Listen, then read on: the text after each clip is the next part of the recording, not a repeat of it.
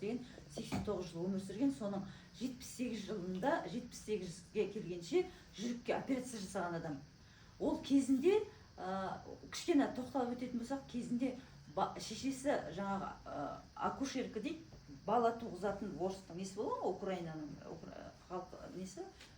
Содан бала кезінен армандаған деген дәрігер болды. Бірақ әкесінің інісі, ағасы репрессированный болғаннан оған Москваға жол жабық деген. Сосын ол бірінші индустриальный техникум институт бітіреді де, міне армандаңыз дейді жаңағы келесі біріне. Ол арманында болғандықтан оған айтады армияға кету керек дейді. Бұл кісі армияға кеткісі келмейді. Онда армияға кетпейтін болсаң, любой институтқа түсу керек. Бұл Архангельскінің заочный медицинский институтқа түседі. Көрдіңіз бе? Бала кезінен ақыры соған келеді. Бұл кісі именно Совет одағында операцияда жүрекке операцияға клапанды немен пластмассамен ауыстыруды ойлап тапқан адам. Академик Амосов. Өзіне 2 рет жүректен операция жасаған, мысалға, өмір бойы. Соңғы жылында тіпті операция жылына 4000, ол өзінің образ жизнь қалай 5 нені сақтағанын айта келеді. Біздің айтып жүрген, постоянно коралдарды айтамыз ғой, психосоматика 5 факторды айта келгенде айтады. Мен осылардың жасағанның арқасында дейді, жылына жүрекке 4000 операция жасайды екен.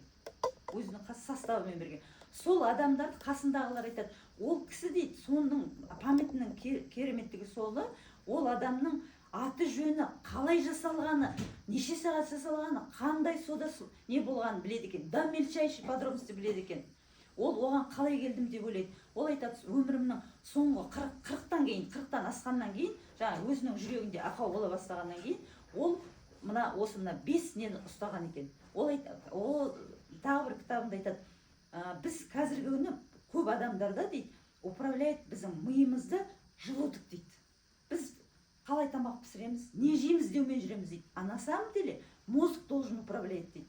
Біздің өйткені мысалға операция жасаған кезде олда көрсетеді, психический устройствосы адамның миын ашып қарап, көп неше түрлі, мысалы Лениннің дейсі, миын ашып қараған кезде неғұрлым адам жұмыс жасап көп ойланса, оның қатысы көп болады дейді. Өйткені біз Алланың берген несі ғой, бір керемет орган ғой мида, біз соны ойландыруымыз керек екен. Қазіргі кезде, мысалға, бұл қазіргі кезде өте қажетті зат деп ойлаймын, өйткені біз бәрін жылдам нетеміз. Бір нәрсені соткіден қарап алғымыз керек. Бұрын мысалға саудада тұрғанда мен калькуляторсыз санайтынмын. Мысалға, қазір бәрі калькулятормен санайды, миды ойландырғысы келмейді. Яғни біз осыны миымызды адам өзін компьютерде ойлайтын болса, сол компьютерді пайдаланбаймыз біз. Біз жеңіл нәрсеге ұмтыламыз. Суды қайнатқанда да, мысалы, бәр нәрсеге, соның ақыры өзімізге айналып келгенде организмге әсер етіп жатыр. Осы Пакистанда Таул ауданында Хунза деген халық бар. Сол шетелдің бір ғалымы, неге олар 110-120 жыл өмір сүреді деген кезінде барып сол жаққа бір жылдай тұрғанда көрген екен. Ол халық 2000-3000 метрде биіктікте таудың несен тұратын адамдар. Біріншіден олар турки хунзи деп аталды, яғни мұсылмандар болып тұр ғой. Біріншіден тек қана органический пища дейді. Жерден не шығады, Алланың бергені іздейді екен. Жерден не шығады, ағаштан не жетеді, соны жейді екен. Даже сосын абрикос, по-моему, ағашы көп өседі деп, өрік ағашы. Соны кептіріп пайдаланған екен. Жаңағы тағамдары таусылғанда, мысалға көктемнің жаңағындай авитаминоз кезінде көп 40 күн, 50 күнге дейін тек қана сумен жүретін күндері болады екен. Бірде-бір Хунзада рак ауру дегенді білмейді екен. Сосын движение. Олар әлі күнге дейін, мысалға, біздің алға қарай технология өссе де, мынандай заттарды пайдаланбайды екен. Суды кәдімгідей судан алады, от жағып, өмір бойы движение. Содан академик жаңағы ученыйдың Америкадан барған жазып тұрған сол айтады. Опять жаңағы 5 тұғырға келеміз, 5 фактор дейтін болсақ, движениесі бар олардың. Сосын өте сабырлы дейді. Бірде-бір, сосын не нәрсені жасады да бірігіп жасап атады дейді. Ол кісіге өте таңғаларлық болған.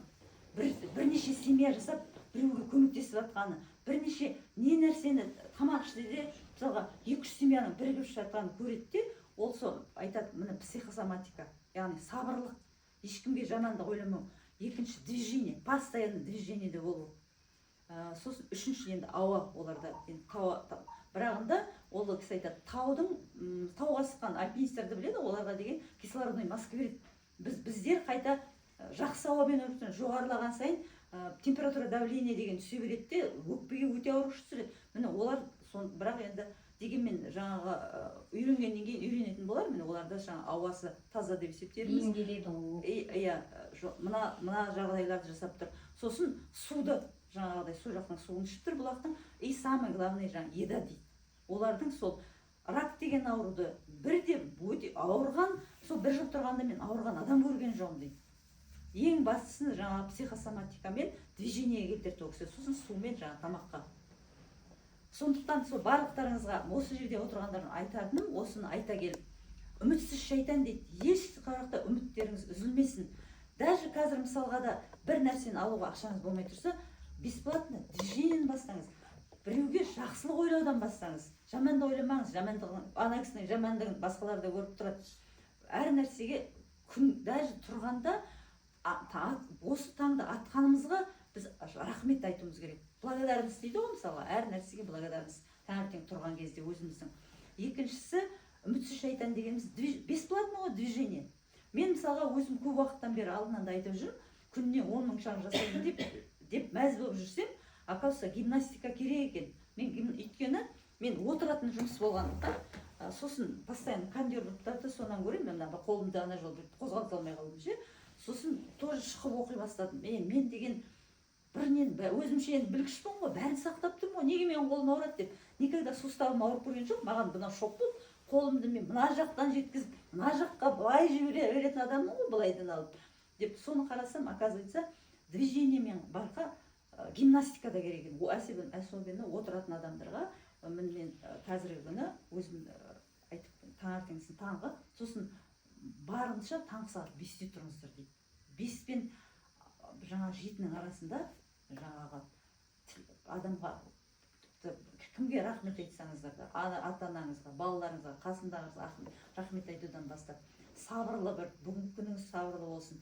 Сосын движение жасап, сосын академик Бутаков айтқандай 640 мл суыңызды, тіпті қара су ішсеңіз де, ысқылтым күйде 40-50 градуста отырып, жайлап ішіп алсаңыз, ішіп, сосын арасында жаңағы гимнастиканы жасауыңыз керек. Гимнастика өйткені мына миға келетін бүкіл стимулдардың бәрі табанымызда жатыр екен. Табанды, соны қимылдату керек. Өйткені көп адамдардың жаңағы сосын Амосов та айтады, мен соңғы 40-тан кейін күніне, енді жүрек операция жасағанда 5-6 сағат тұратын болар деп ойлаймын, күніне обязательно 30-35 приседания дейді. Мен соны қазір жасап жүрмін.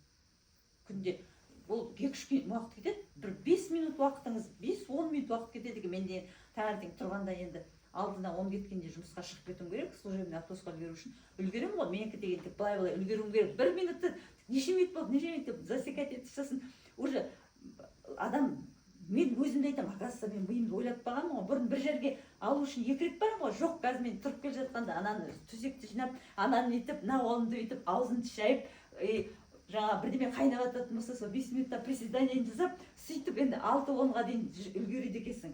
Оказывается, мына айттым ғой, мына компьютеріңді пайдалансаң, на 100% бәріне де үлгересің. Бұрын үлгермейтінмін, мысалға, ту деп жаңағы ананы мынаны жасағанға. Сондықтан осы жерде сол айтатыным, жаңағы менің ақшам жоқ, ой, мына жерде сондай тамақ деп ішеді, ол бізге қайдан деп атады бірше.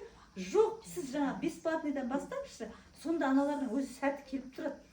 Жаңағы сабырлық, движение, суды ішуді, енді воздухқа, ауаға ештеңе өзгерте алмаймыз ғой, ар жағында еда. Оказывается, бізге 3 мезгіл тамақ жарайды екен, даже 2 мезгіл тамақ ішсеңіз жарайды. Ешқандай несіз, қандай тіпті каша болсын, бір столыңызда не бар, соны жейсіз ғой, ешқандай перекус болмау керек. Сол, мен осы бүгінгі теманы бастамай тұрып, соны айтқым келген